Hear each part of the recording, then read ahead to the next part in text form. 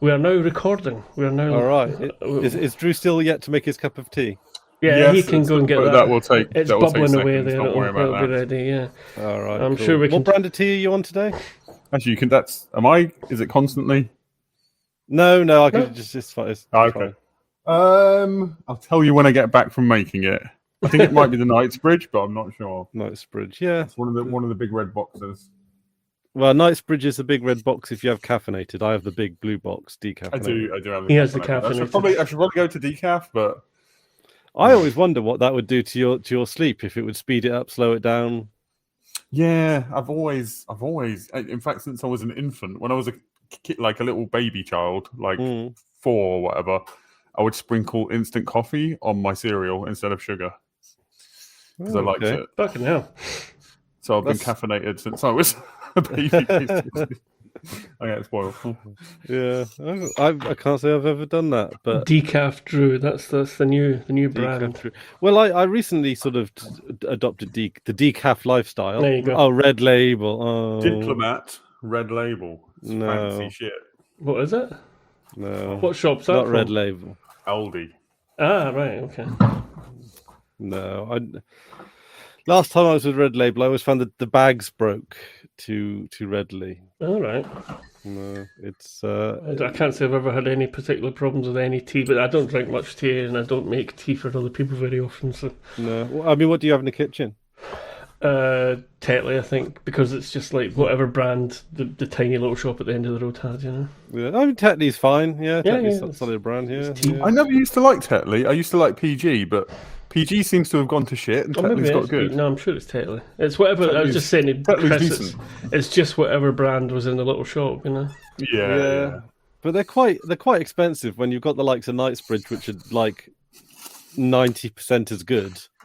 Yeah, and about a tenth of the price. A tenth of the price, yeah. Like, so, I don't know. I'm starting to feel, and even the Co-op own brand is pretty good, and that's like a tenth of the price too. Like, I suppose it matters less if, like, I mean, I drink tea all day, every day. I drink like 30 cups of tea a day, so then the price matters. But if you have a cup or two a day, it probably, probably doesn't matter. No. Yeah. But then if I was going for a cup or two a day, I'd get like proper tea. I was once given a tea from a tea shop called Smoky Russian, and that was just really nice. But if I was that sounds like a type of hash to me. You know? What have you got? Well, I've got some Smoky Russian. Smoky Russian, it really does. Like actually, a thing you'd get at a brothel. Like the old rusty trombone. There's Mr. Ware's in. Get him a Smoky Russian. But, yeah, it was very nice. Or pipe tobacco. Yeah. I wish I liked smoking the pipe. I don't. It's so I had much a cheaper. housemate that did. It was so nice. Like, the smell was lovely. It smells lovely if you have aromatics. If you have non-aromatics, the smell is less lovely, more cigar-y. Not as bad as cigars, but I think that direction. pipe tobacco smoke smell always reminds me of like grandfathers and stuff. Yeah. Not my own grandfather who didn't smoke, but my cousin. My grandfather's. My cousin's grandfather, yeah, that's the easiest way to say that. Rather than going down the tree and up again. Or up the tree and down again. I've got a standard mixture, which is an English blend. So these are non-aromatics. They're not flavoured. They're just the tobacco flavours. Standard mixture, that's an English blend, which does smell nice. Very like smoky, not doesn't smell like cherry or anything like an aromatic. But I hate all those fake smells that you get with people's vapes and stuff. That's a Elizabethan mixture. That's mainly Virginia tobacco, and that just smells very cigarette-y. Like nicer than cigarettes, but more towards cigarettes. Oh, cigarettes! I never like the smell of cigarettes. Well, cigarettes. Roll-ups is fine, but like cigarettes. I mean, even when I was a smoker, but they just smell chemically. Well, it is. It's full of chemicals. Yeah. Full of all sorts of shit. Hand rolled ones smell nicer, I think. Yeah, definitely. Oh, yeah. But I like the smell of tobacco on people. It's a nice smell to me. I know it's not to most people these days, but no, it never was to me. No, I'll tell you one thing I like about the vaping is that at least things smell a bit nicer when you go to places. Yeah, it's still all very chemically though. It's very chemically. I'd say less chemically than It's like what do you call cigarettes. them? You know when you get those air fresheners that you're supposed to open a little bit at a time, but people rip the bag open and it's like fucking, it's like chemical warfare. Chemical. Because there's a lady who's one of my mom's friends who's caravaning quite a lot lately, and it's a sort of vanilla thing, and it hangs like at the passenger side right next to my face. You know, it's like fucking hell. I hate strong air fresheners. Like any air freshener, honestly, in a house. Like absolutely disgusting. Like it just smells of it's cloying. I don't like it. Do you mean like clinical, like a hospital kind of thing? No, just it's like very strong perfume. It's an over. I think it's an autistic thing, honestly. Just to me, like other people are like it. I think find it quite a mild smell. That smells are quite overpowering. It's like cloying, and I feel like I can't breathe. I got some wax melts that smell very nice. Before I forget this, don't forget you can get in touch with us. We did get an email. We have feedback from the French Ghosty. Hello, I'm letting you know since you asked me to let you know that I don't accept the apology. Okay, he's French. We'll let him off. Yes, it's a word. Oh no, it's not. Of Mr. Chris Ware from the internet. Well, may I? Even if it were a word, it wouldn't have a Z in it. It would have an S in it. Exactly. He's supposed to obsess over the show. Oh my god, it's a real word. Fuck that. What it really is? Noun, action of apologising, apology. Yeah, but not with a Z in it. It's fucking not. And it's got a fucking Z in it. No, that's the American dictionary. That's why. That'd be a bullshit American word made up because they can't fucking get their words straight, you know? Cambridge Dictionary. Apologise with the Z. Cambridge. Fucking hell. Absolute nonsense. Okay. It's not Cambridge, Massachusetts. Yeah, Cambridge, yeah, exactly. Check the OED and I'll vaguely, grudgingly accept. All right, here we go. Oxford Learner's Dictionary. No, that's not the. Oh, Jesus. Okay, fine. I'm going down the search results. OED. It's OED or nothing. None of these jokers from Cambridge or. Actually, that's not fair because most of the friends I've got that went to one of the Oxfords went to Cambridge actually. So there you go. Oh, mine are more Oxford. Okay, all right, fair enough. It's not in the OED. Thank you. Not a word. Anyway, the next thing he says, he's supposed to obsess over the show. He missed it because he's been having something that people call a life. Do better, Chris. Yes, yes. I think we can all agree on that. Do better, Chris. Do better. Do better, Chris. That's yeah. Less pussy, more TV. Come on. Okay. All right. You know, yeah. At the moment, I agree with that completely. We did get dick confirmation on Chris though. I'll leave it there. But what? You're talking about that chart you sent. I'm happy. I'm in the A zone for that, so I'm quite happy. And you know, going by fairly recent experience. I don't. Yes, know. I enjoyed it a great deal. You enjoyed it. Yeah, I have no idea what my circumference is. I've never measured. No, I've never measured it. But you can just sort of work it out with your hand, and then put your hand against the ruler. An ex did measure mine in relation to a Pikachu I had one time. That's the only time it's been measured. Okay. 3 Pikachus. I wish. This Pikachu's like this big. Big Pikachu. I don't wish. That would be ridiculous. No, imagine having a 3-foot dick. That's like that would be. That'd just be frightening everybody. Like a meter long. Yeah, you'd just dragging it along like a tail. If it was a meter erect, what would it be like? It'd probably be like 2/3 of that placid, something like that. Something, I don't know. It depends if you're a shower or a grower, right? But you're not going to be like 3 inches flaccid and then 2 like a meter erect. I guess that would be fucking cool. That would be weird. That's a party trick. That is. The lady would be very disappointed, and then you get erect and be like, oh. And then it goes even further, and she's like, oh. Never-ending dick. Yes. That sounds like Boris Johnson. I was just waiting for you to go on to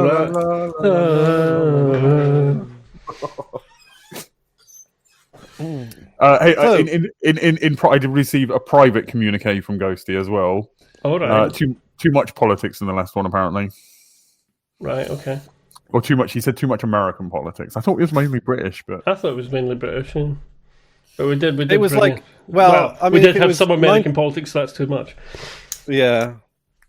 So Understandable. back to the dick and fart stuff. Then is that?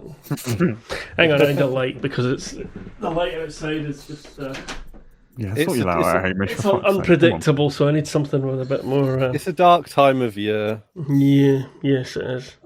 I've not had a good day all round. Actually, I'm just feeling shit today. Can't quite get it. You know, some days you just feel like you can't get a grip of Yeah. the day. It seems to be slipping Yeah, around. It's like that. Absolutely. Yeah, It's, I know that feeling. yeah. So the Expanse.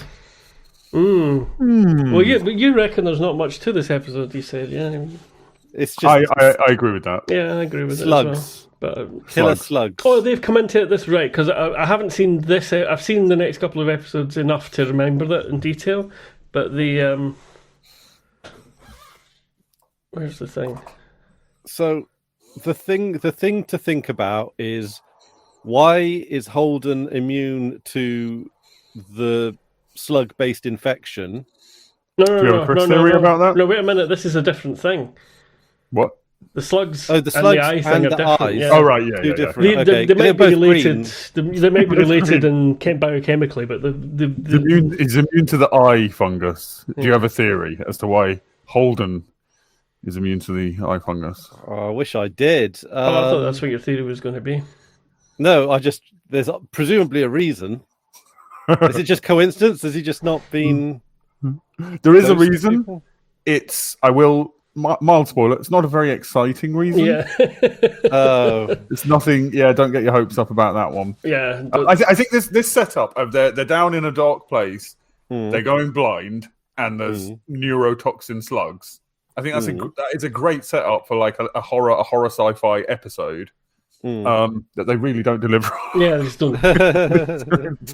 I mean, they didn't really deliver on the western side of it as well. No, I think this is an under-delivered season. Yeah, I'm not. I knew I didn't enjoy the season very much going in, and the more I watch it, the more I'm confirmed in that, and I'm looking forward to just getting on to the next season when it gets back to more what I recognise as the Expanse. Yeah, because it's not like it's awful insofar as like the characters are kind of good. You know, even Murtry, like as a bad guy, he's kind of like he's a very believable bad guy in a lot of ways. It's fine. It's fine TV. Like it's perfectly adequate. If this was a show I was watching, I'd watch it. But it's not up to the standard of the rest of it. Yeah, exactly. Expanse has set a very high bar for itself, basically. Yeah. We also see the return of the ginger kid that you don't like, and now he's going. Yeah, blind, I was going to so say. I hope was you're going to say happy. that's why we remember him staying in it for a wee while because his eyes are starting to go as well. Yeah. Yeah. And orange and green doesn't go great together. Well, it's kind of Christmassy or like peas and carrots, you know. It's good peas Celtic. and carrots. It's Celtic very foot- peas and carrots. Celtic football club. Celtic, Yeah. yeah. I like orange and I like green, but when they go together, they just look a bit peas and carrotsy, you know. I mean, Celtic's green and white. It's But Celtic. I was going to say. yeah, the actual Celtic uniform is. Celtic would never have orange. No, they wouldn't have orange. No. No, sorry, I'm mixing two things. Yeah, no, it's a yellow is the green and yellow is the alternate thing. Surprised Rangers aren't orange, honestly. No, they're very blue noses. So these slugs, and then they look up, and then they realize, oh, the whole place is like It's loads covered of slugs. with them. Yeah. Covered in fucking neurotoxin slugs that die. You die several seconds after them touching you. Yeah, Which is quite is worrying, it's especially in the terrifying. dark when you're going blind as well. Yeah, but it under-delivers the concept is the problem. Like I don't. At this point, I don't know. I just get out. Just get on with it. it's like, okay, so it is scary, right? It's kind of a holding pattern, really. Yeah, that's yeah. Everything They're that's happened in these, we've watched 7 episodes, and that would have been a great 2 episodes. Yeah. You know what I mean? 2 or 3 episodes worth of stuff at best. Yeah. So, Chris, one. So they're trapped in this in the structures. They have a limited amount of food. Limited Yeah, amount that's of water? yeah. That's going to say that's the other big pressure that's on them, apart from finding the slugs and the eye thing, is their supplies. That we did sort of touch on that at the last episode, and now it's becoming more obvious to everybody. And the pardon me, it's the RCE people are basically oh, excuse me again, sorry. The RCE people are basically setting up to defend their supplies. But Chandra's trying to keep Murtry under control and say, look, there's a lot of them. Don't start anything when we can defend ourselves rather Also, than they're all going to go them. blind, so how's that going to work? Well, that changes their mind a bit, doesn't it? When they get to that. Yeah. I kind of like the Christmas lights that they kind of put up. Yeah. The kind of, Christmas. I assume quite YouTuber. Yeah. Or teenage girl's bedroom, anyway. Bloody Christmas lights and teddy bears.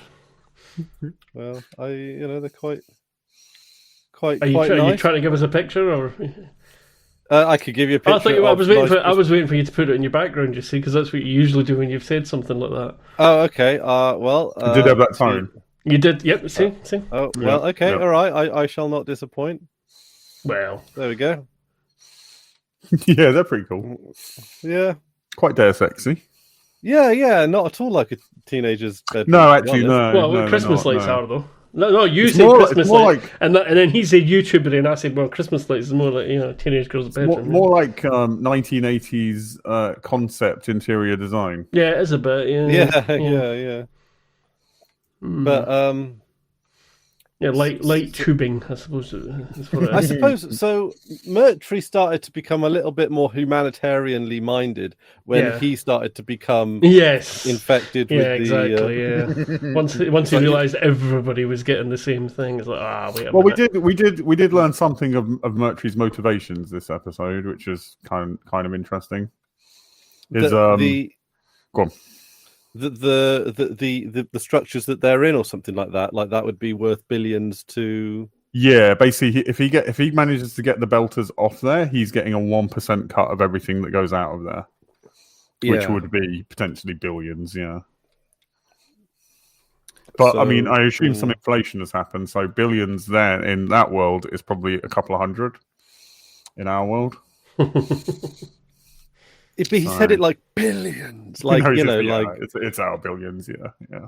It's but I mean, really, because if there's like 1,300 habitable systems, isn't there going to be lithium on others? Yeah, I mean, I would think that's going to crash the price a bit for sure. Yeah, I mean, the thing about lithium is not so much that it's not so much as a tradable commodity as much as it's an actual usable one. It's the same with the stuff that they know is in Ukraine, all the precious metals and stuff, because that's all for electronics and stuff. That's important. But still, more of it, the price falls. Well, I guess still operating under. Well, market, they still have to bring it a very long way. Or start building sort of production plants and things in other places as well. But you would think, but I mean, it's even if the price goes down because there's more of it around, it's still valuable. I guess it's still a lot of money, probably. Yeah, 1%. Yeah. But that's really about. Is that really about it in the main chunk of the episode? You've drawn the outline of it. You haven't got into any detail. I mean, there's a few details, obviously, that we're talking about. We're talking about the Sumatra stuff. No. I'm meaning this stuff. Finishing this stuff. University girl. Yeah, there's other stuff. There's other stuff happening in the episode. I mean, I thought you meant is that for what's happening in this part. Hang on, what's University girl? She's working on the barb and. Oh yeah. And Natalie is teaching. Is it Natalie? Hang on a minute, I'm drawing a blank. I'm not sure what you're talking about. You're talking about Naomi and Felsia. Yeah, Naomi. Sorry, I got my N names mixed up. Sorry. Careful. Whoop. So yes. So Yeah, so Naomi goes across to the barbapicola. No wonder they just call it the barb. It's a lot easier. They go over to the barb to she doesn't go over. Sorry, she speaks to her over a thing to explain how to make the batteries last longer. Essentially. Yeah, and Naomi assures her that she's a bit nervous because she's dealing with something real rather than any sort of simulation or classroom. So, Naomi says, "No, this is the best way to learn," and that's it. Yeah, I mean, she seemed pretty excited and engaged and good education. And it's like Naomi's trying to fix the relationship between her and her mother a little bit as well, Yeah, she finally chats with her mother and realizes that she's not the monster that her stupid idiot father makes her out to be. Yeah, and also she might. She's also learning that maybe, that maybe she life can, isn't so black and white or whatever. Yeah, she can learn her dreams. That she can develop her knowledge without having to go the routes that she's always thought were necessary.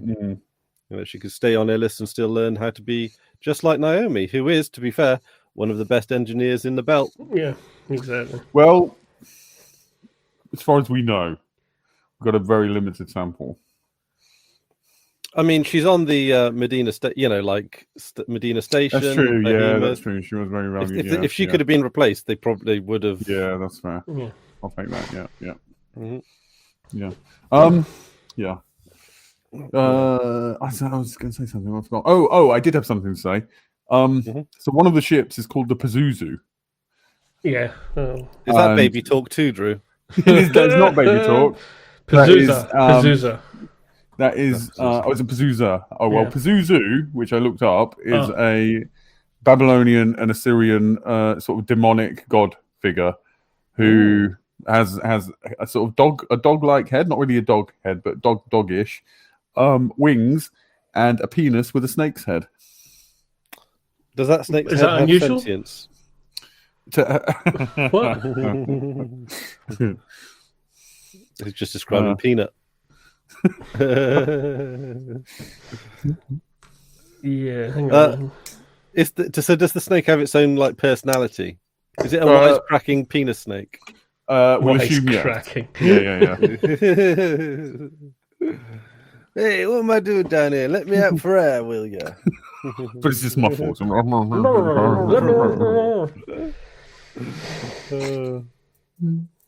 Right, so the Pazuza is the ship. Pazuza, a hearty knower. Sorry. Sorry.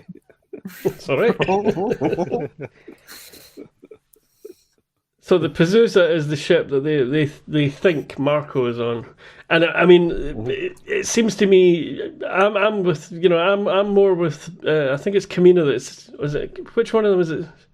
I can't remember which one of them is more believing that it's real, whether it's Kamina or what's real, sorry? That it's not some sort of trick that Marco's on that ship, the Pazuza.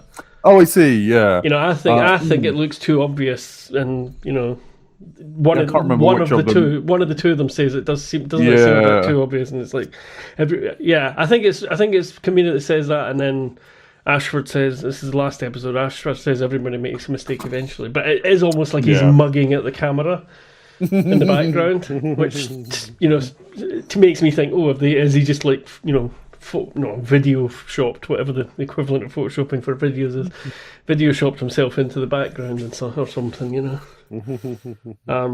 Every series has a down season, don't they? Yeah,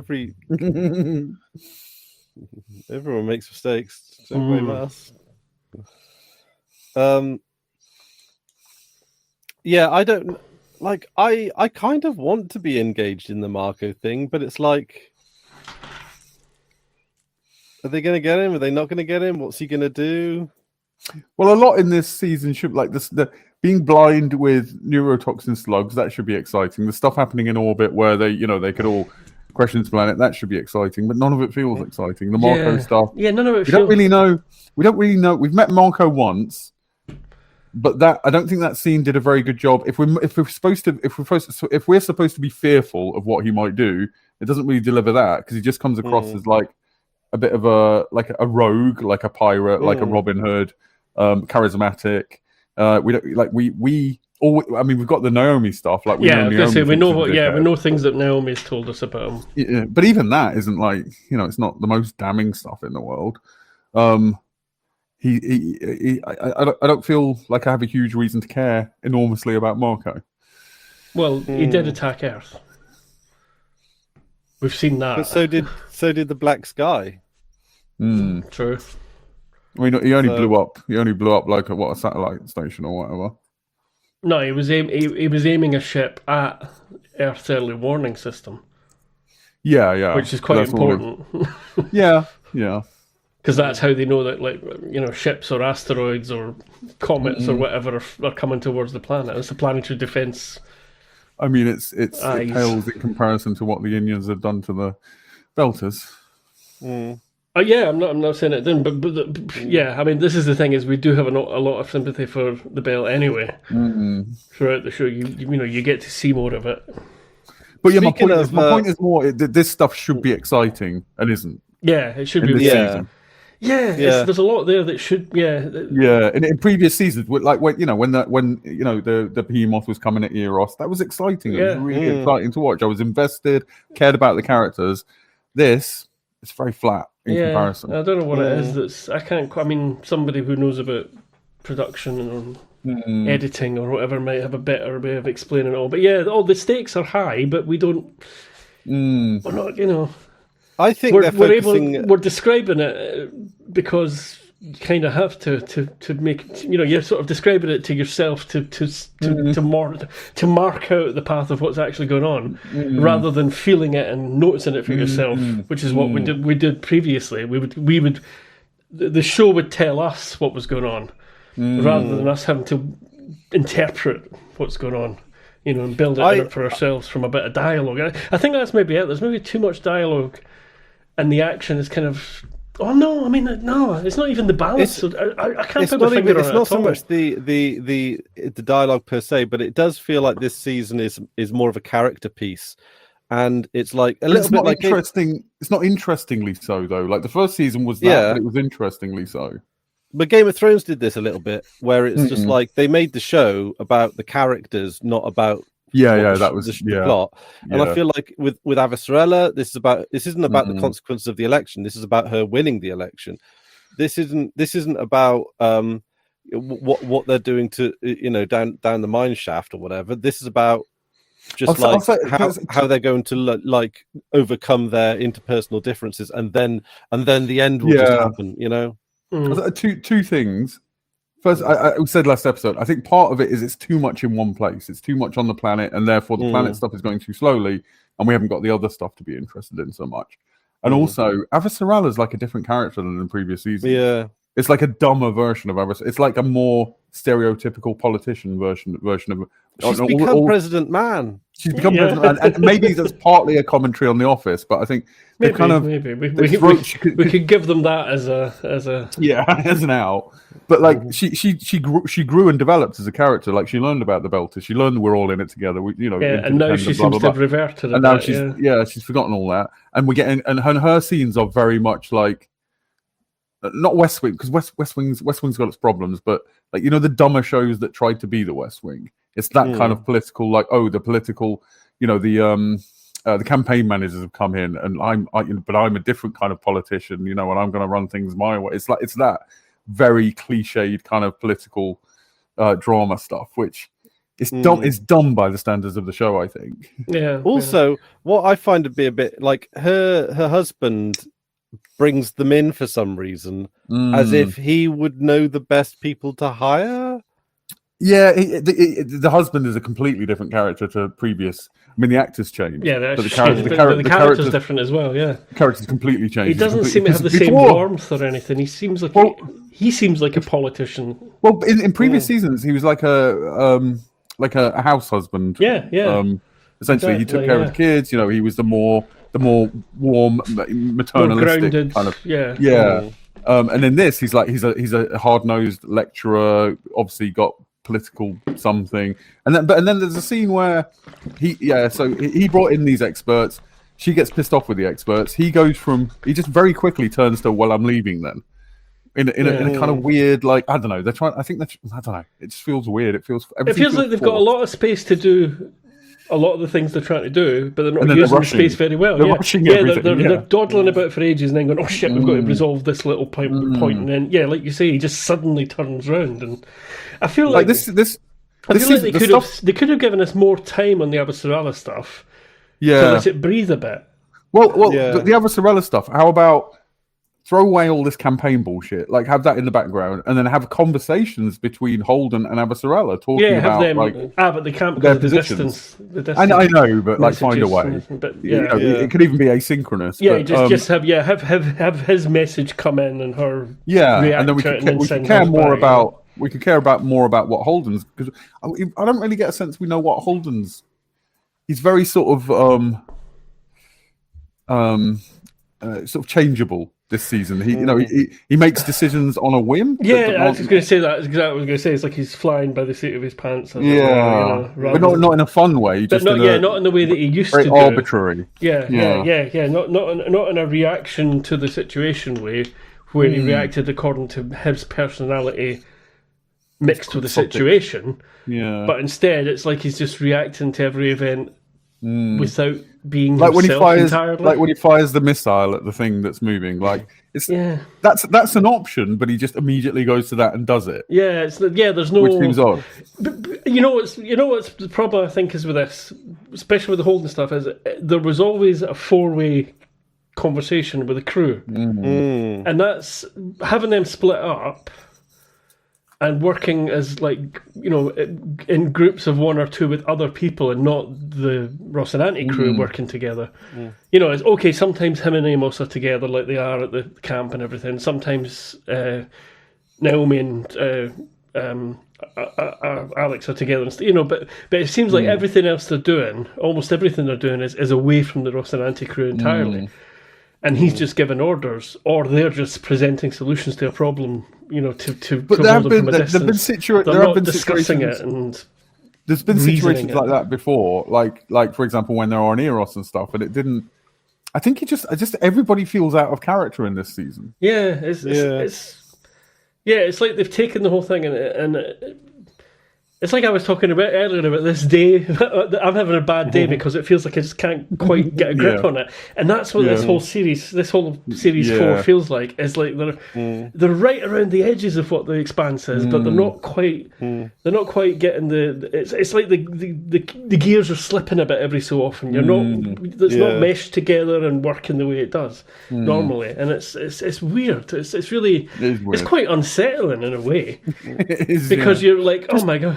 I can imagine they lost some people at this point in the show, and but series 5 and 6 actually feels like, pick it up again, I know you've watched Battlestar Galactica, Hamish, and it feels like the Battlestar Galactica webisodes. But also that they had a series like this. Was it 4 full series now? And there's that series where it just all sort of stretches 1 or 2 story threads out the whole series when they could have been 2 or 3 episodes worth of stuff, and then they've got weird flashback episodes and everything. That's when I do hate flashbacks, when it's like, because they have a thing in not to moan about another show as well as this one, but they have this thing about Battlestar Galactica later on in it where they have all these flashbacks to things that happened on New Caprica, the place they were at for a year. Why did they make 1 episode jump a year? Yeah. Why not actually have the next few episodes be the stuff that they were? It fits better.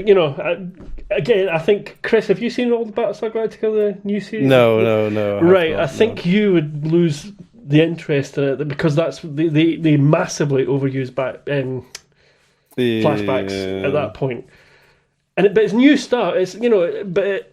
It fits in as well. It's not like they're not retconning anything or anything like that. That's the point. They're not even doing that.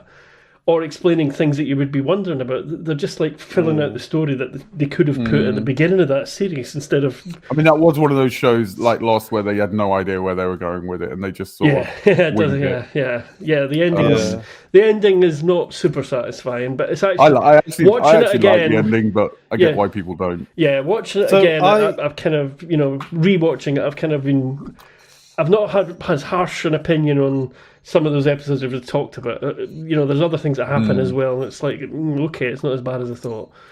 I was looking at trying to catch up with Lost, but to see if there's a way of doing it without the flashbacks.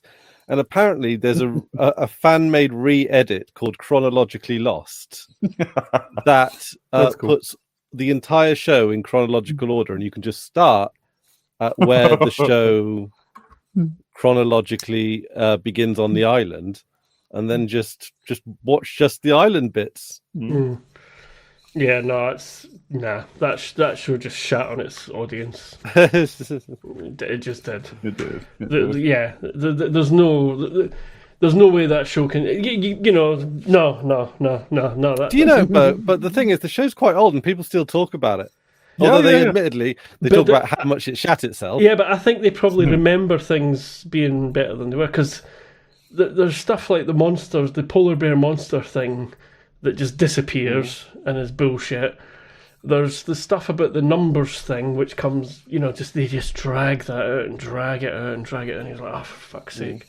And it commits the same sin as well that The Walking Dead does. And it just repeats the same Jeopardy situations between different groups of people with a couple of different groups of people. There's like an antagonist faction that comes up in The Walking Dead, and then they find out another one who basically is the same thing, but they're in a different they're in a different location because they've had to move for supplies or whatever, and it's just like, it's the same fucking story over and over again. And it's not as It's so interesting. I think The Walking Dead, you can get away with it because that's kind of what you want. So it's not. They could have ended it a bit sooner, I think. It's an inherently formulaic show, so just new baddie each season. That's kind of fine. But it didn't. It went on too long. Given how much they raised the stakes with the whole Negan thing, that was fucking heavy stuff. And he was like full on evil, throwing people into furnaces and all that sort of thing, bashing their brains. But then gets rehabilitated. He's likable. He's like, not to talk too much about The Walking Dead, but I do actually like the character of Negan because he is completely evil, but also likable, which is kind of interesting. Because we have very different ideas about Crime and Punishment. I know that one. That's one of the few places where I veer to the right. But that's maybe that's just having been a victim of some of it. I've got my own opinions. But it just seems. It seems like I think the thing.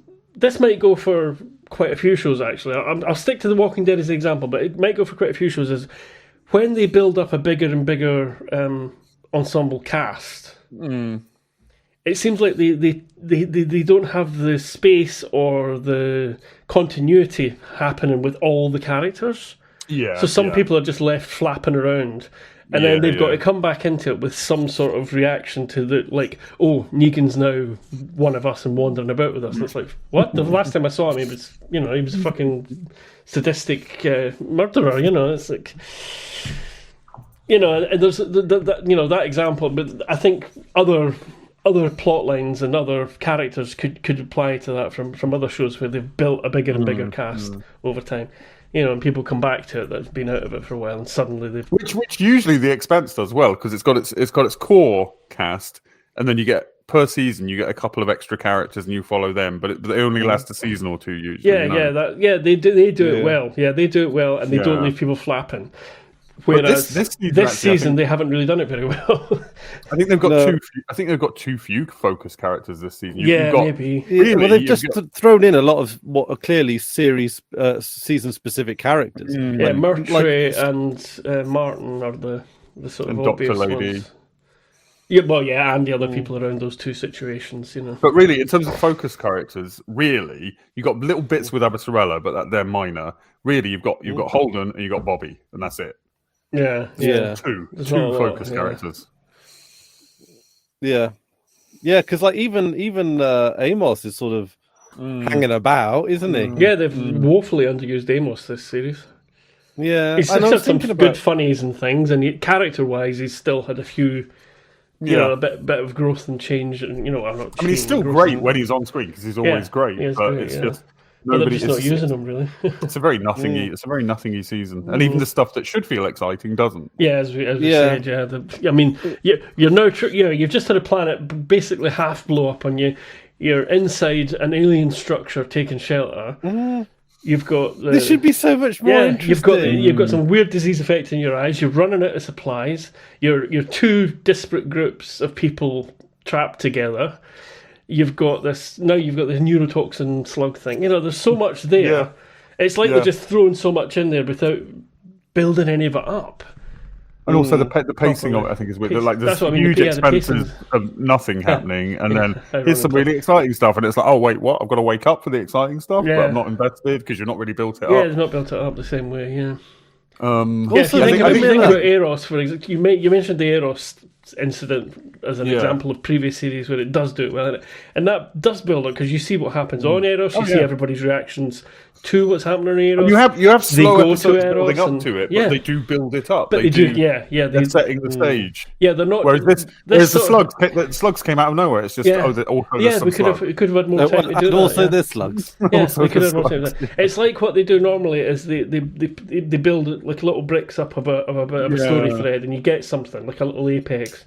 What they do, I think it doesn't help. It doesn't help. What Chris said previously, actually, it doesn't help that it's a fucking boring planet, like visually boring. Yeah. It doesn't feel alien, and even the big alien structures. It's like they've only thrown the effects budget into the structure itself. The inside of that, you know. But what I'm saying about the bricks thing, what I feel like, don't let me, I've got a metaphor, and I'm going to goddamn tell you it. So you've got your, what they've done in the past is they've built on things, and you've had like a little pyramid of bricks, right? And you've got there, and everything's held together, and you're happy to get to the peak. The Eros things being the example. But then what they've done with this one is just drop a brick every now and again in random places. There's nothing, and then you go, oh yeah, that was meant to happen, and that was meant to be important. And it's all very sudden. It's like, I'm supposed to immediately care about this thing now. But now you're putting that aside for 3 episodes, and I'm supposed to care about this, and I kind of care about that, but then what about this? And it's just very disjointed. It's all over the place. Despite it's got very little going on, and yet it feels disjointed and confusing. Yes, because they throw these exciting moments in without the pacing building up. Yeah, and I think they're failing. Sorry, go on, Chris. Go on, sorry. This is a bit weirdly specific to me, but also one of the things that kind of hits a little bit harder than it should do is that as I'm watching through this, as we're doing this now. Season 2 of Severance is coming out episode by episode, which is a mystery box show, which is tremendously engaging.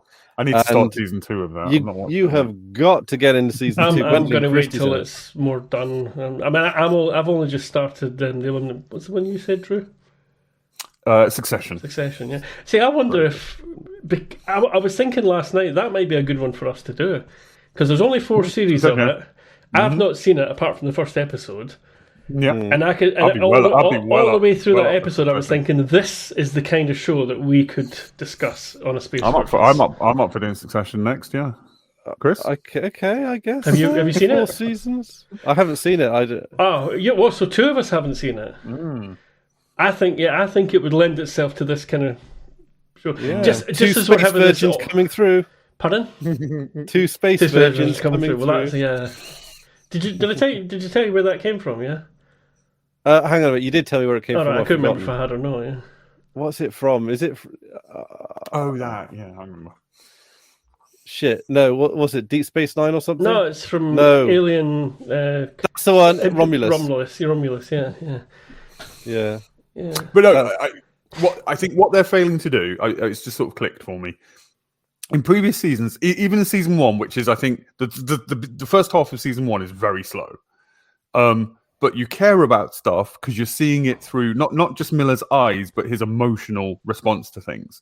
You're definitely following his emotional journey through things. Where and on Eros, it's sometimes it's Holden's emotional response to things, and to a lesser extent the other characters. But this is kind of what I was trying to get at earlier and what we were saying, but I've got no sense of Holden's emotional state in this season. No, I know what at you're all. saying. I don't know what he's feeling about things. Yeah. And so we don't have that. Basically, it feels more distant. It feels like we're not involved so much. Yeah, it's a lot more third person. Yeah. You feel distance from all of it, and that's what's making particularly that first season. And this would fit with it being a film noir thing. That first season, the Miller stuff, it almost feels like there's a voiceover. It almost feels like Miller is narrating. He's not. That doesn't happen. It doesn't happen. But I know what you're saying. You can imagine that in your head. Yeah.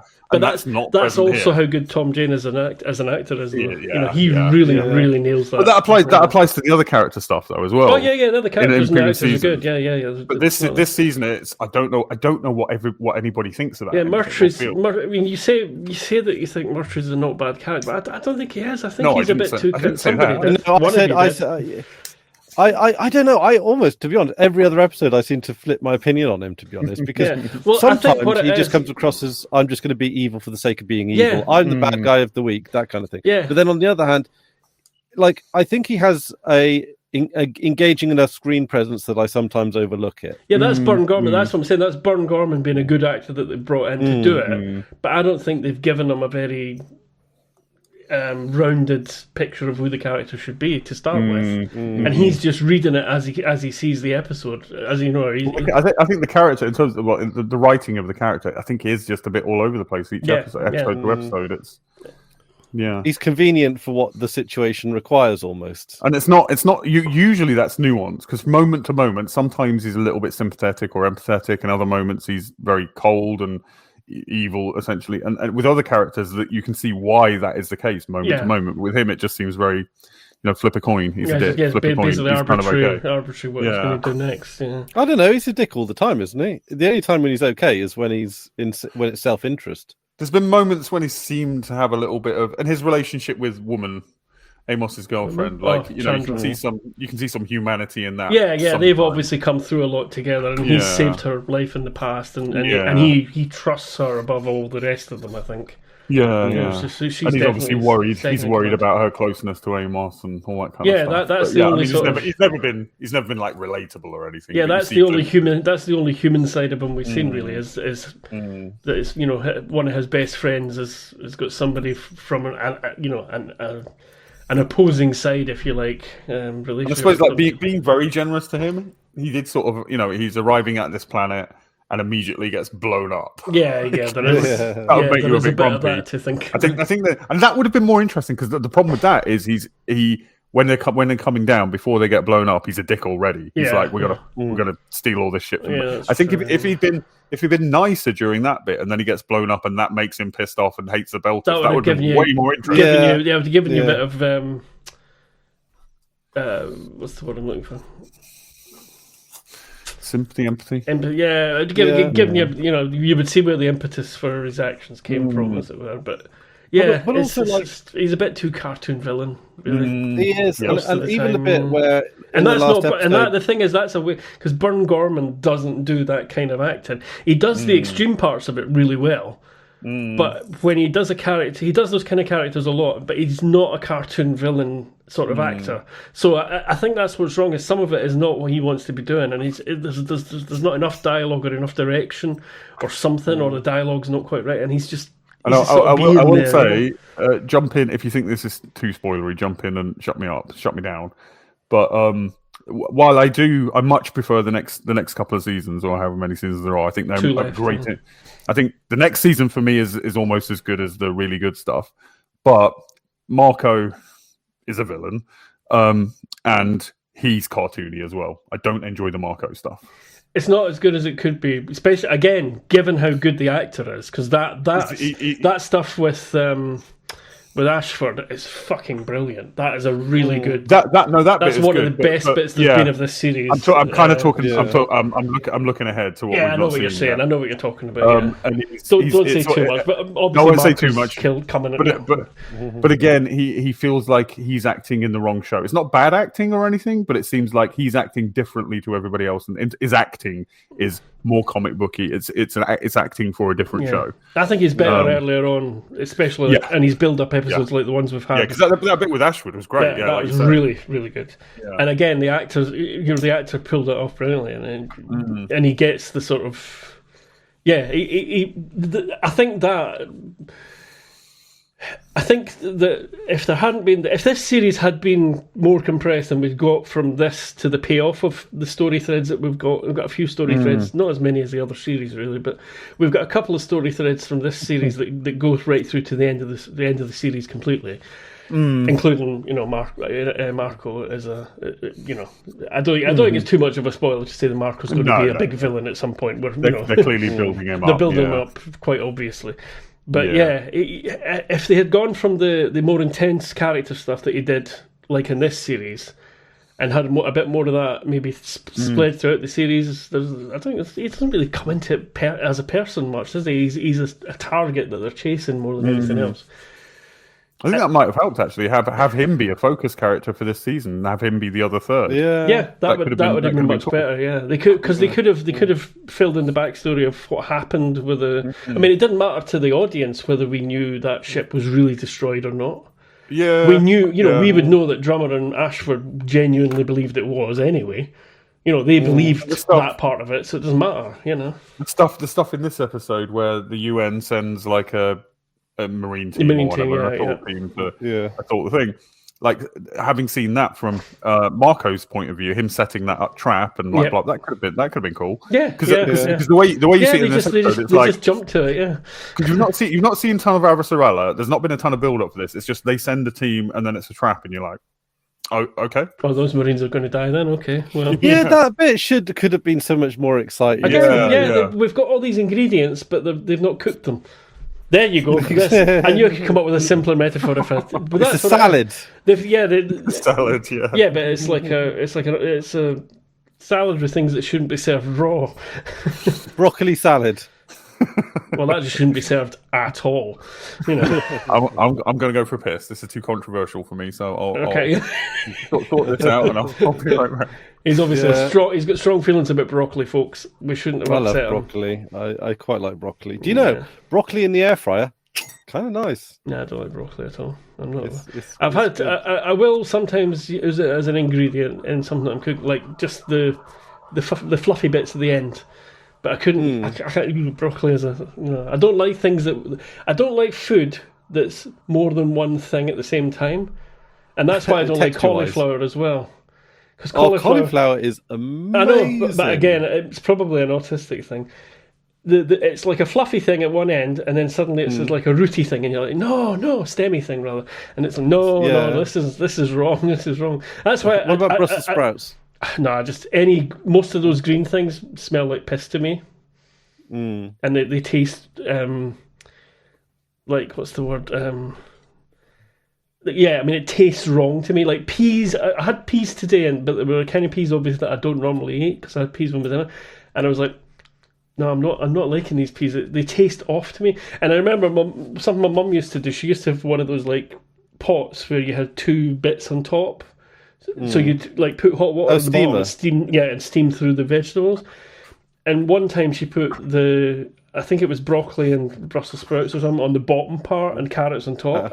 And the carrots were just horrible. I just couldn't eat them. I couldn't eat them at all. And it's something in the green stuff. Apparently, some people have that as a taste thing. Or it might the bitterness versus not in green stuff. Yeah. So what are your top 5 favourite vegetables? Jesus, 5? Carrots. I like carrots. Carrots. What's that, Drew? I was going to do mine while you were thinking, but you're on it. Go on. Yeah. No. If you got yours, go. I don't know if I've got 5 carrots and potatoes, but people go potatoes. That's in the but still fucking vegetable.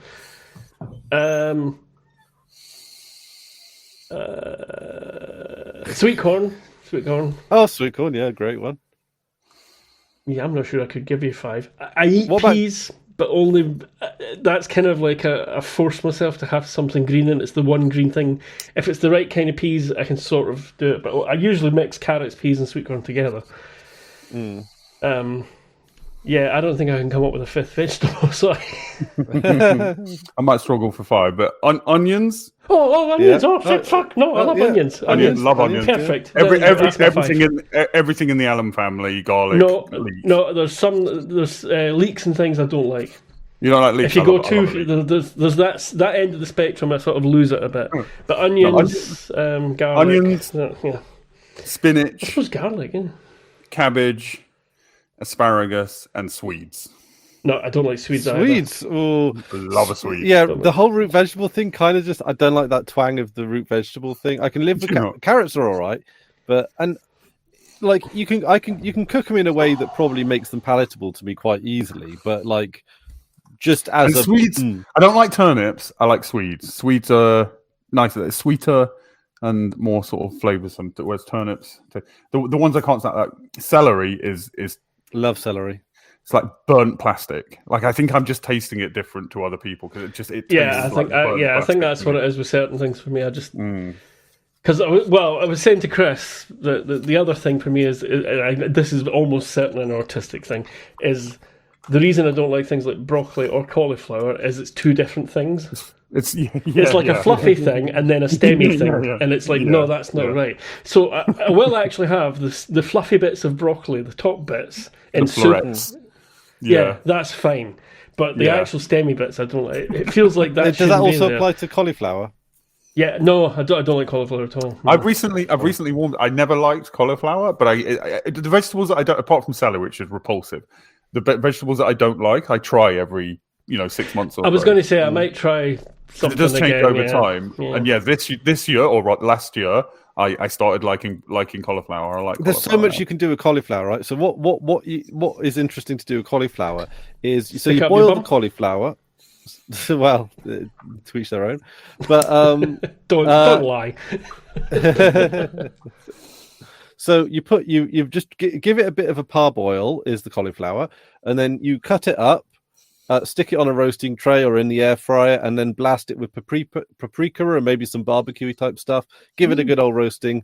Wow, it's lovely. I would add cheese to that, but you could add cheese. Why not? Yeah. Another one I can't stand: bell peppers. I cannot eat bell peppers. Oh, I love bell peppers. Foul, absolutely foul. My dad would just eat green, like chili peppers, like a jalapeno or whatever. Well, do you know that all of those are only one color? Yeah, it's just it just changes for rightness, and jalapenos go red eventually, and they're quite nice, but it's a kind of different flavor. So I like jalapenos either way because I've grown them myself. Like either way, but peppers, it's funny. I'm fucking hell. Somebody I know doesn't eat green ones. So it's always the green ones are the worst. My dad would just munch on the green ones, and I'm like, that is. They're just a bit sharp, a bit sharp. Again, it's just to do with how ripe they are. Again, it's a burnt flavour to me. They taste like burnt soil. Okay, I get that. The soiliness of some vegetables puts me off. Yeah, I know what you're saying. Yeah. Generally, I don't like crunchy. I don't like, with the exception of like onion and probably a few others. Like I don't like crunchy vegetables. Like lettuce on a sandwich, fine. But I think this might be an autistic. It's a texture thing. Crunchy meat, good. Crunchy animal things, good. Crunchy plants, disgusting. With the exception of onion, like a cheese and onion sandwich, beautiful. Onions, I want to get like a brulee gun, or a brulee torch, so that you can put onions on top of things and then just caramelize them instantly. Yeah. No, there's something nice about the raw, crunchy onion, though, especially with cheese. That's perfect with cheese. It does, or the pickled onions, the little. Oh, I love pickled onions. Oh, I love pickled onions. Pickled onions, yeah.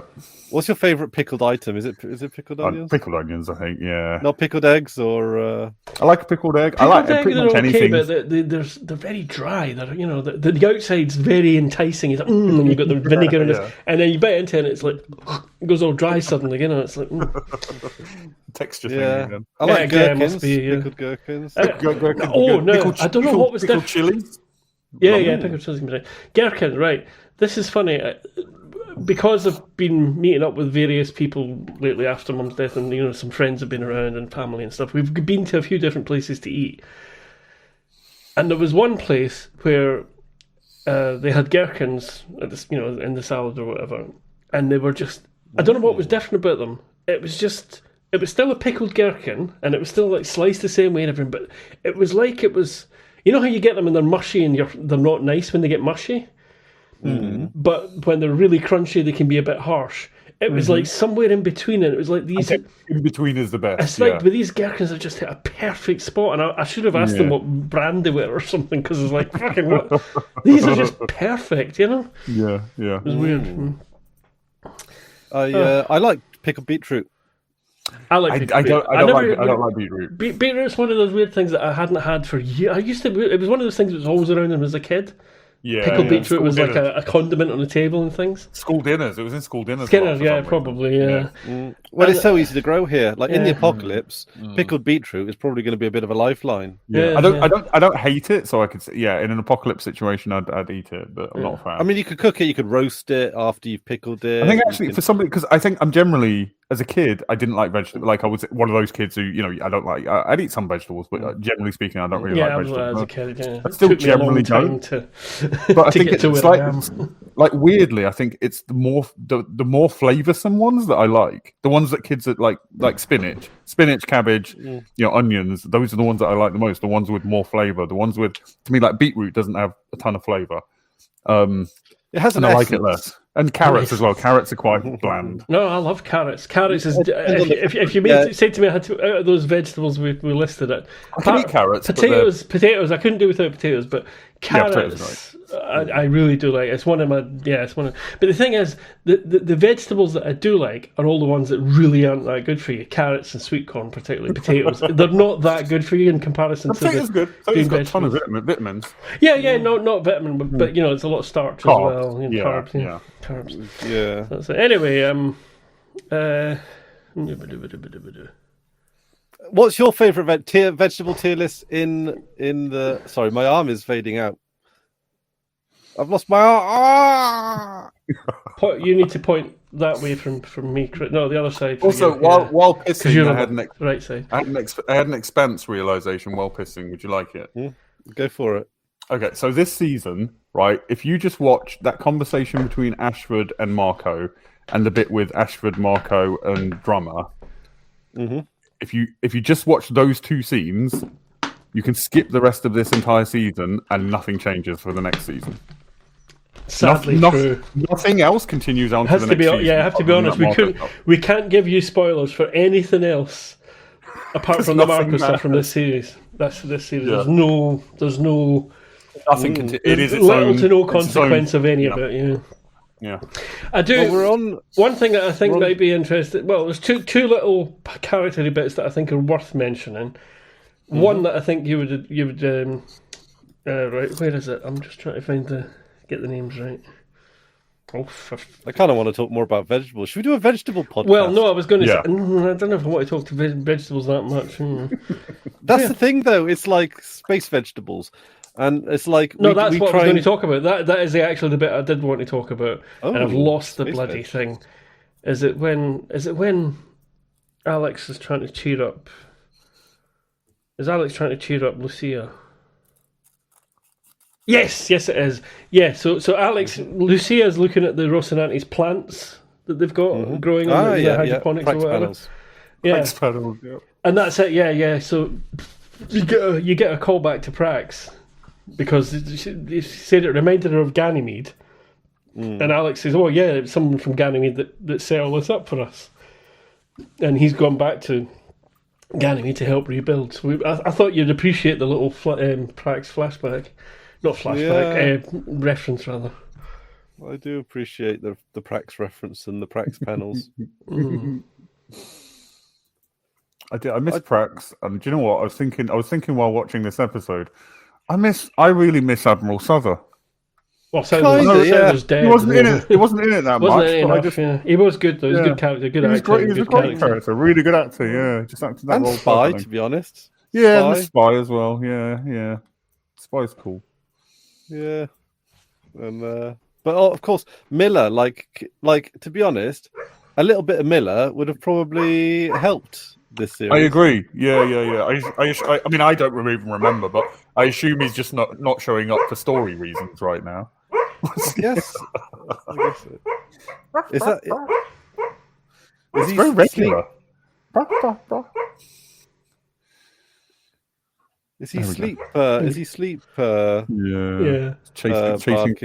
Chasing elk through the Siberian wasteland now. Sure. Yeah. I love an elk. That's a good vegetable. Oh, I don't know. I reckon. I don't know if there is a podcast about vegetables though. There probably is, with very Well, boring you're people. eating them, not like growing them or anything. Just Yeah. So, like, basically, I was going to rag on Alex a bit there. Actually, there you go. I would come up with a recipe, a very easy to do, quick recipe to cook a vegetable, and then you guys make it and tell me what we think. Yeah, that'd be cool. I might or you come round and cook it for us. Set up for that. Yeah, you come round to it. Yeah. So I got to drive both to Stafford and Bath or whatever. Otherwise, I do my best approximation. It's like, well, I've got crisps and tea, so I put the crisps in the tea. I'm giving that a go. And put it in the microwave. Not the biggest fan. This is a terrible recipe. How nutritional are crisps? Probably not very, are they? Not very bad for you. They're awful. No. Yeah. It's just they've taken all the goodness of the potato is gone. They'd probably be better because they've gone to like healthier fats. They'd probably be better if they were back like animal fat. Mind you, we've got animal fat and carbs then, which isn't great. But yeah, I've actually I've been eating. I didn't eat crisps for many years, and then recently I've been having crisps again. I've decided to stop having them just because they are. I love crisps, but as a treat, and I think if I have them all the time, they stop being a treat. Yeah. And also, like with crisps, I have a bag, and then I'm like, I just want more. Yeah, exactly. Yeah, that's just yeah. And they leave my mouth very dry, very unpleasantly dry, and also I think they've made them lower sodium and stuff, and they just taste worse than they used to as well. They used to taste a lot better when they had actual fucking salt in them.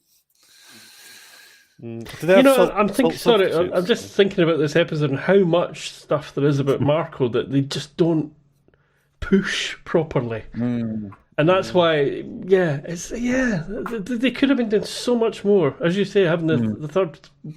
Well, the fact that, and you can't say this of any other season, but the fact that everything apart from those 5 minutes you get with Marco in this season, everything else is throwaway as far as the broader plot is concerned. That's fine having a story but it's not a very interesting story on its own either. Yeah, that's the problem with it. Oh man, I was worried that when we were going to get to this point, it was going to start just to be like, sag. Yeah, it gets better again though. It does get better again. Yeah. Well, look, we've got 3 episodes left. I mean, do we want to take them one on one, or do we just we could blast them out? Given, usually I'm against it, but given how little we're actually finding to talk about in each episode, maybe we watch the next 3 and that's all in one, and then we can get on with the next season. Yeah, I could go with that. I'm usually against it as well, but I think I want to get this season because the story, the story. If you sit and watching the whole thing one episode after the other, it's actually not bad. Yeah, but if you take it one at a time and chop it up, then it feels like nothing happens. They might have given less thought to what they do in each episode, and they might have just planned the episode as if it was like a 10-episode long story. Yeah, just planned the story that way. Yeah. I agree. It watches better if you binge it. It does because there's so little to care about. You need that momentum going into the next one. Yeah, because I did start watching this series 4. And I did go ahead a bit, and I was like, "Oh, I better stop this. I shouldn't be doing this."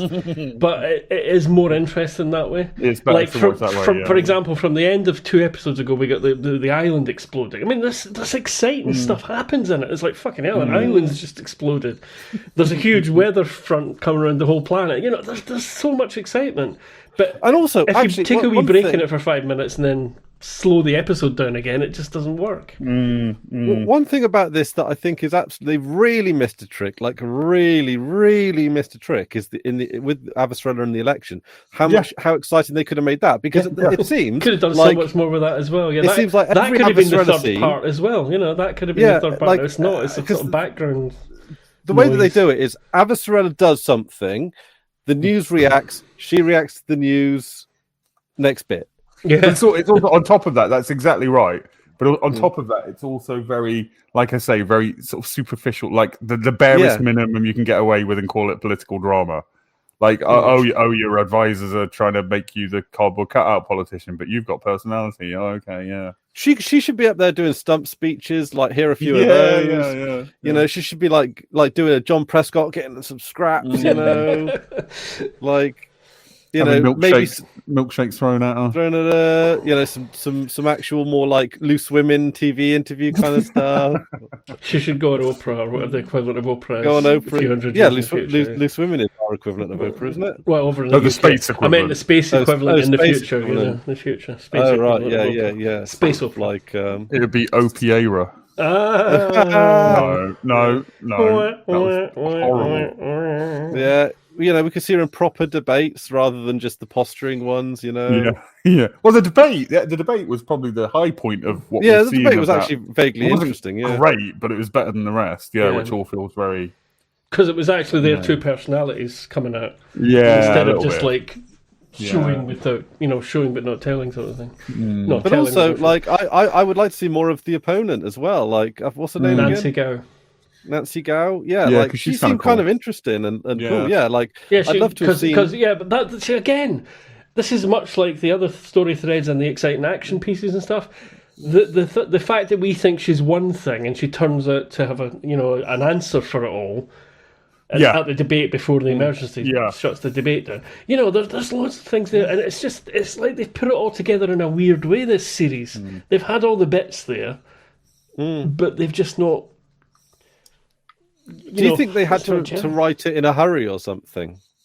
Or they had too long, because they had 18 months between the end of Series 3 and this. Well, they had 18 months, but maybe they didn't know they were commissioned until quite late on. Yeah, but they were still writing the next book. I think the book was written. I think the books are written separately from the series. I can easily imagine the books being infinitely better than this series, though. The problem doesn't necessarily seem to be... Yeah, I think Cibola Burn, the book, is actually better than the series Cibola Burn. Yeah, I have to say, it's a weird... Was the book written for TV?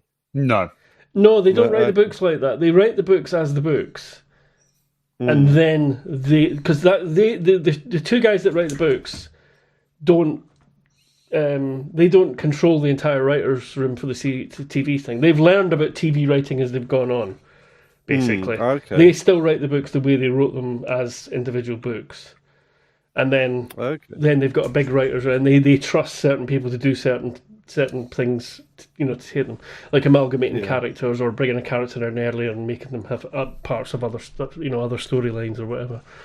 Yeah, because they're not TV right. They've learned a lot about it as they've Ty talks about that and the Ty and that guy thing. But he says he was never, he wasn't a TV writer.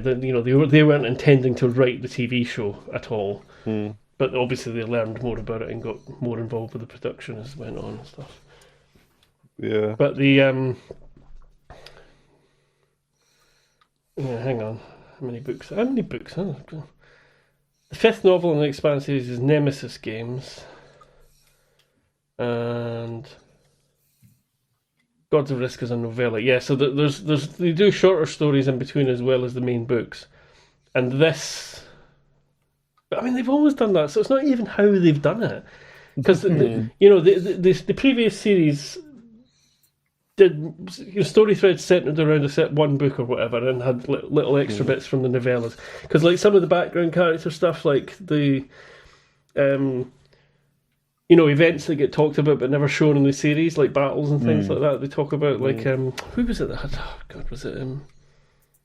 They show you Fred Johnson's one, or at least a bit of it. They show you the important part of it, but that was a novella separately from the main stories, I believe. Fred Johnson as the butcher of Anderson Station or whatever it was. That's like a novella separately. So all those things, they bring in all this stuff, but there's no difference in how it's just how it's.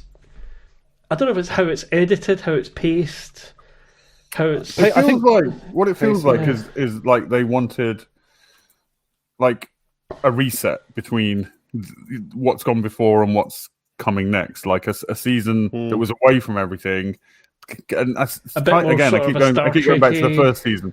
Well, a bit more of a bit like building up, like more like the first season, but it doesn't work as that. It doesn't build the characters up the same way. You don't get to know them or anything. It's no. Yes, well. I'm going to have a quick look at the very short synopsis of the next 3 episodes. I don't want to put anybody off it. It's still decent. Yeah, I'm expecting it. Don't give up on it. Binge series 4 if you're going to watch it. Basically, it's the best thing. So because even when they were doing the Marines breaching into the ship, it kind of felt like that could have even been more interesting. Like when they do it with the Rocinante people, that is gripping and interesting, and you get to see things more measured. This, you see four points of view on a screen. Oh, it's a trap. Yeah, they're kind of there's kind of a callback to the lieutenant's view from the they could APC literally and aliens. Have done, they could have done so much more with that. They could have had almost an entire episode on the breach. Because it's broader than that. Because they could with the breach, I don't really know why they're doing that, what the stakes are, what they're trying to accomplish, what they think they're getting out of it, what they think they're getting. Well, this is what I'm saying is we've had to examine that and find and work it out for ourselves all the way through this series 4. Oh, I've got a phone call, so I'm just going to take that. Okay. Dick. Imagine taking a phone call in the middle of an episode. What's that? How unprofessional is that? He's failed our test. This is secretly our favourite season. Yeah, he's not defending it. He's fallen into the trap. He's not defending it. No, he's screwed up. Clearly the best season. I'm just quickly looking at the short synopsis for the next 3 episodes. This is part of the problem as well. The sort of 1 paragraph, 3 or 4 sentence synopses of each episode literally tells you everything you really need to know. Because there's not enough nuance within the episode itself. That definitely isn't the case. You can't do that with any episode from, particularly. Well, you certainly can't do that with every episode from previous seasons. My microphone appears to be noisy. That's because I coughed in it. Sorry. I'm just looking in. Yeah. I mean, I don't see any reason not to binge the last 3 episodes and talk about them together. Yeah, I think we should do that. Yeah, we should probably have done that like this whole series in a few chunks. Yeah, like 3 chunks, 2 chunks, 3 chunks. Yeah. I think Chris actually did suggest that a couple of episodes in, and we were like, but he suggested he was suggesting that earlier as well when we were on series because he wanted to get on with it. He did specifically suggest it for this season, and I think I think I expected to enjoy it more than I have. Even I think it's even less enjoyable than I remembered it to be. Yeah.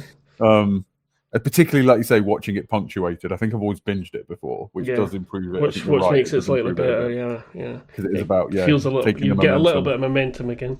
Yeah. Incidentally, this entire series was released in one day, and it was my birthday in 2019. Really? Series 4 was released, yes. That's nice. That's a long fucking time ago, isn't it? Yeah. So I would have been...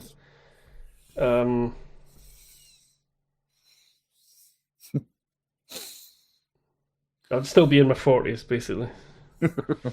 Somewhere. Yeah, so they've got the episodes that are left. I don't obviously Chris can see this, so I don't want to spoil it for him.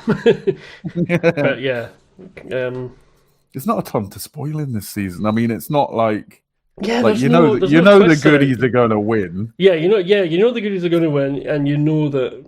I mean, I think I'll type something to you, and I think I'm going to suggest that this. Well, I'll tell you. I'll type it. Sorry, folks. This is watching people type now. It's I don't want to say it out loud. It's just difficult to say without saying it.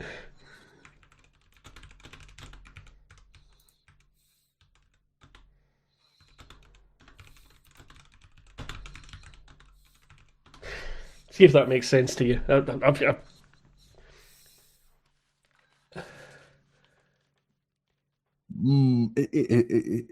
thought he was. No, yeah.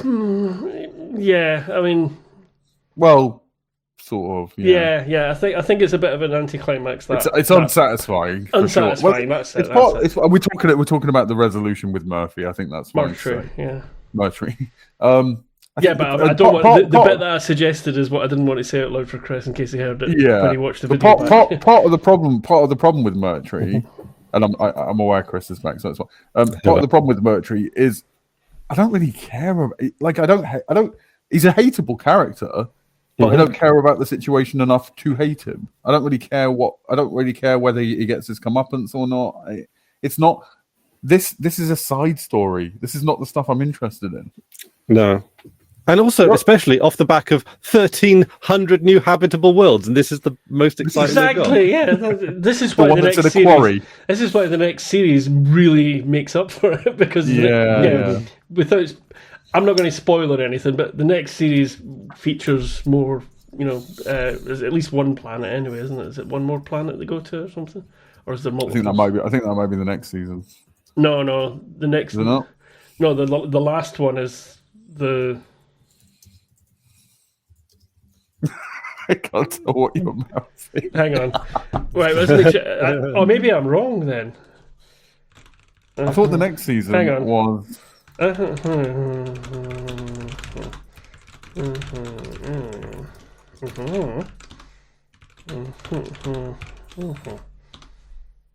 No, I think you're talking about. Well, I think. No, I think it's the other way around. Oh. I hope. Right, hang on. I'm going to have to go to Series 5 synopsis. You okay, Chris? Yep. Sorry, I just got a big telephone call. Some big news. Good news. Good news. But good news. Excellent. Okay, good news. But if I'm weirdly quiet for the rest, I got some. I was gonna say, I think we're done. Mm-hmm. I don't think there's more to talk about with this episode. I think we binge the next 3, and then we do 1, and then we can get back to good Expanse. Yeah, I think so. Yeah, that sounds good. Yeah, because these episodes have been. I mean, because usually what we do is we do them quite quickly. We have been doing them in chunks quite quickly. Yeah. But there's been enough in the episode to talk about that. Even with a few tangents, it's still been an entertaining episode. But I feel like we're like searching for the tangents now because of we're not getting a little bit. We're not getting also, springboarded from the episodes themselves, Yeah, and also a large chunk of this episode is us talking about why we didn't really like it or why it didn't engage. Yeah. So and we can only do that. I think we keep doing that as well. That's probably 20 minutes from every fucking episode this season. It's like why it's not very good. Yeah. So let's do that then. Let's binge through 8, 9, and 10, and do that as a mega episode, maybe a longer space. Chris, say something funny for Hamish to end on. Yeah. Stick a turnip up your rump. Oh. Nah, I'm not. No, that was too forced. That was too forced.